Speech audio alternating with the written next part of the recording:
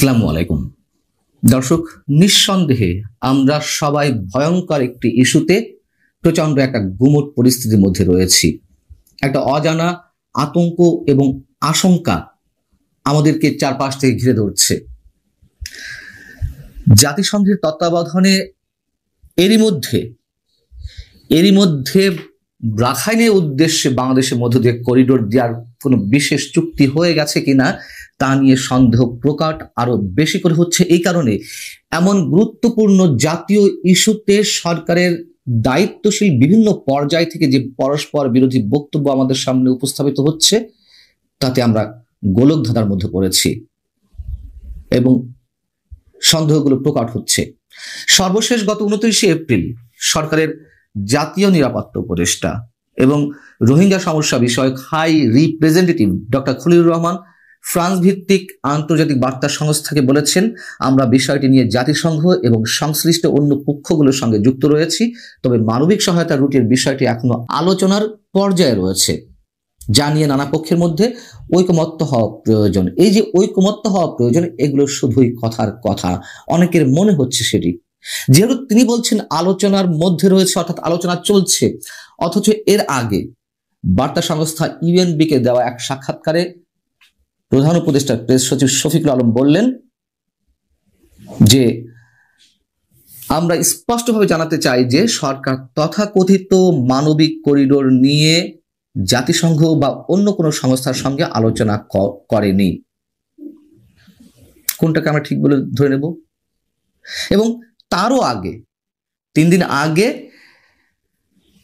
আমাদের পররাষ্ট্র উপদেষ্টা তৌহিদ হোসেন সাংবাদিকদের প্রশ্নের জবাবে তিনি বললেন কি, আপনাদেরকে আমি এতটুকু বলতে পারি যে নীতিগতভাবে আমরা এতে সম্মত করিডোর দেওয়ার বিষয়ে, কারণ এটি একটি হিউম্যানিটেরিয়ান প্যাসেজ। এখন মানবিক করিডোরের কথা বলা হচ্ছে, কিন্তু সেই মানবিক করিডোরের আড়ালে কি হতে যাচ্ছে সেই প্রশ্ন সবার মনে। তিনি বলেছেন যে আমাদের কিছু শর্ত রয়েছে, সেই শর্ত নিয়ে আমি প্রশ্ন তুলেছিলাম যে শর্তগুলো আসলে কি, শর্তগুলো যদি পালিত হয় আমরা অবশ্যই জাতিসংঘের তত্ত্বাবধানে সহযোগিতা করব। এটা হচ্ছে পররাষ্ট্র উপদেষ্টা, তার বক্তব্য পরবর্তীতে ডিনাই করলেন প্রধান উপদেষ্টা প্রেস সচিব। পরবর্তীতে আবার গত একদিন আগে যিনি মোস্ট রিলিভেন্ট পারসন অন্তত এই ইস্যুতে এই মুহূর্তে ফরমালি, ডক্টর খলিলুর রহমান বার্তা সংস্থা এএফপি কে বললেন যে আলোচনা চলছে। এই যে সরকারের বিভিন্ন পর্যায়ে দায়িত্বশীল ব্যক্তির মধ্যে পরস্পর বিরোধী বক্তব্য, এর থেকে এতটুকু অনেকেই অনুমান করছেন, প্রশ্ন তুলছেন, তাহলে কি সরকার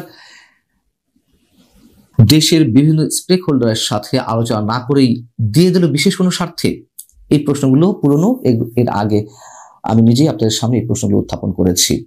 এখন যারা আন্তর্জাতিক বিশ্লেষক এবং নিরাপত্তা বিশ্লেষক তারা কি বলছেন, এই ধরনের একটি মানবিক করিডোর যদি দিতে হয় তাহলে কতগুলো পক্ষের মধ্যে ঐকমত্য জরুরি। এক হচ্ছে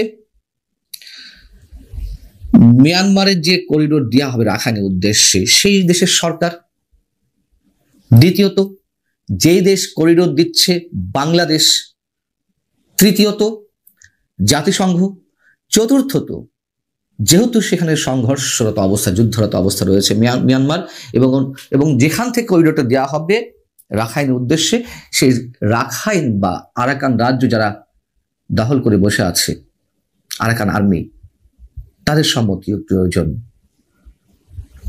তাহলে এই 4 পক্ষের মধ্যে যদি একটি পক্ষ ভিন্ন মত পোষণ করে, তাহলে আন্তর্জাতিক যে নিয়ম বা বিধি অনুসারে এটি কোনো মতেই এই করিডোর দেওয়া যায় না। এদিকে আরাকান আর্মির সঙ্গে যে বাংলাদেশ যোগাযোগ রাখছে, সেক্ষেত্রে এরই মধ্যে বিভিন্ন কূটনৈতিক সূত্র থেকে জানা গেছে মিয়ানমারের সামরিক জান্তা সরকার তারা বাংলাদেশের কাছে তাদের কূটনৈতিক পত্রের মাধ্যমে আপত্তি জানিয়েছে, যেহেতু তারা আরাকান আর্মিকে সন্ত্রাসী গোষ্ঠী হিসেবে অভিহিত করে, এবং সেই জায়গা থেকে তারা বলছে যে এই ধরনের কোনো গোষ্ঠীর সঙ্গে যোগাযোগ রাখা বাংলাদেশের জন্য একেবারেই সমীচীন নয়। জাতিসংঘ বলছে আবার যে করিডোর সিদ্ধান্তের জন্য অবশ্যই মিয়ানমার সরকারের সম্মতির প্রয়োজন রয়েছে। এদিকে জাতিসংঘ যুক্তরাষ্ট্রের হয়ে বাংলাদেশের উপর চাপ দিচ্ছে। তাহলে বিষয়টি কি দাঁড়াচ্ছে?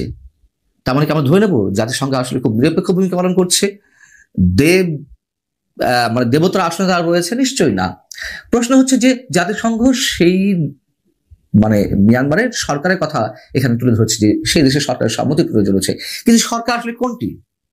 মিয়ানমারের সামরিক সরকারকে যুক্তরাষ্ট্র তো স্বীকৃতি দেয় না, এবং যুক্তরাষ্ট্র সবসময় যোগাযোগ রেখে আসছে অং সান সুচির যে দল, সেই দল সহ আরো যারা বিদ্রোহী দল রয়েছে তাদের সমন্বয় যে জাতীয় ঐক্য সরকার, সেই সরকারকেই তারা মনে করে মিয়ানমারের সরকার। এখন জাতিসংঘ কোন ভাষায় কথা বলছে আমরা জানি না। এবং সবচেয়ে গুরুতর প্রশ্ন এর মধ্যে আরেকটি যেটা দাঁড়িয়েছে যে এরই মধ্যে নাকি সেনাবাহিনীর 3টি ডিভিশন এই প্রক্রিয়ার সঙ্গে কাজ করছে, সেখানে করিডোরের জন্য একটা প্যাসেজ তৈরি করা, বা সেখানে আবার শোনা যাচ্ছে বিজিবির কোন এক কর্মকর্তাকে সেখানে দায়িত্ব দেওয়া হয়েছে সেনাবাহিনীর পক্ষ থেকে। এরকম অনেক কথা হাওয়ায় ভেসে বেড়াচ্ছে। সেনাবাহিনী কেন এটি পরিষ্কার করছে না যে তারা আসলে কোন অবস্থায় রয়েছে? কেন আমাদের সেনাপ্রধান জেনারেল ওয়াকরুজ্জামান মুখ খুলছেন না? যদি ভালো হয়ে থাকে এটি দেশের জন্য, তিনি মুখ খুলুক। আমি এই জন্য তার বিষয়টিকে খুব গুরুত্বের সঙ্গে নিতে চাই যে এখনো পর্যন্ত বাংলাদেশের 80% 90% মানুষের আস্থা বিশ্বাস সেনাবাহিনীর উপরে, যে তারা কোনোভাবেই দেশ বিরোধী রাষ্ট্রবিরোধী কোনো কর্মকাণ্ডের সঙ্গে যুক্ত হতে পারে না। যদি তারা কোনোভাবে যুক্ত হয়ে থাকে, মানুষ অনেক কষ্ট হলেও ধরে নেওয়ার চেষ্টা করবে না, না এটি নিশ্চয়ই দেশের স্বার্থে। আর দেশের স্বার্থে এখানে কি আমরা জানি না। রোহিঙ্গাদেরকে ফিরিয়ে নেওয়ার কথা বলেছে, যেখানে আরাকান আর্মির অত্যাচারে এখনো সেখানকার রোহিঙ্গারা প্রতিনিয়ত শত শত হাজার হাজার রোহিঙ্গা তারা দল বেঁধে বাংলাদেশে প্রবেশ করছে, এবং গত 1 বছরে 1 লাখেরও বেশি রোহিঙ্গা বাংলাদেশে প্রবেশ করেছে। কেন তাহলে সেনা প্রধান মুখ খুলছে না? আসলে বিষয়টি কি? সেনা বাহিনী যদি এর সঙ্গে যুক্ত না হয়ে থাকে, আমি আগেই বলেছি যেরকম একটি সিদ্ধান্ত নেওয়া হলে সেনাবাহিনীকে বিতর্কের মুখে ফেলা হবে। দেশের সংখ্যাগরিষ্ঠ মানুষ এই সরকার যদি এই সিদ্ধান্ত নেয় সেটির বিরুদ্ধে দাঁড়াবে এবং সেনাবাহিনীকেও প্রশ্নের মুখে ফেলবে। আমি আবারও বলি, যদি সত্যি এটি দেশের জন্য মঙ্গল হয় তাহলে সেনাবাহিনীর দায়িত্ব নেই। এই সরকারের উপর তো নিশ্চয়ই মানুষ আস্থা রাখবে না এত বড় একটা ন্যাশনাল ইস্যুতে সিদ্ধান্ত গ্রহণ প্রক্রিয়ায়। এই সরকার তো নির্বাচিত সরকার নয়, তাদের কোন রকমের এখতিয়ার নেই এই ধরনের কোনো সিদ্ধান্ত নেওয়ার। আরো মজার বিষয় হচ্ছে, মজা এবং যেটি আমাদের রহস্যজনক, রাজনৈতিক দলগুলো এখনো কেন চুপ রয়েছে? বিএনপি জামাতের পক্ষ থেকে ব্যাখ্যা দাবি করা হয়েছে, যদিও বিএনপি পক্ষ থেকে বলা হয়েছে যে এই সিদ্ধান্ত নেওয়া হলে বাংলাদেশ গাজায় রূপান্তরিত হবে। গাজা যুদ্ধা অবস্থার মধ্যে পড়ে যেভাবে তার সর্বশান্ত হয়ে গেছে, বাংলাদেশে সে অবস্থা দাঁড়াবে। তাহলে কেন শুধুমাত্র একটা ব্যাখ্যা দাবি করে একটা বক্তব্য দিয়ে বিএনপির মতো রাজনৈতিক শক্তি চুপচাপ বসে আছে? সিপিবি একটি বিবৃতি দিয়েছে, সিপিবি প্রতিবাদ জানিয়েছে, আরো কয়েকটি রাজনৈতিক প্রতিষ্ঠান তারা প্রতিবাদ জানিয়েছে। এতটুকু প্রতিবাদের মধ্য দিয়ে এত বড় একটা ইস্যুর কোনো সমাধান হবে না। কেন তারা সরকারের উপর চাপ প্রয়োগ করছে না? কেন সরকারকে বলছে যে আমাদের সঙ্গে বসুন, মুখ খুলুন, কি হয়েছে, কতদূর যাওয়া হয়েছে আমাদেরকে খুলে বলুন, এবং এর নেগেটিভ পজিটিভ সব বিষয়ে আমাদের সামনে তুলে ধরতে হবে।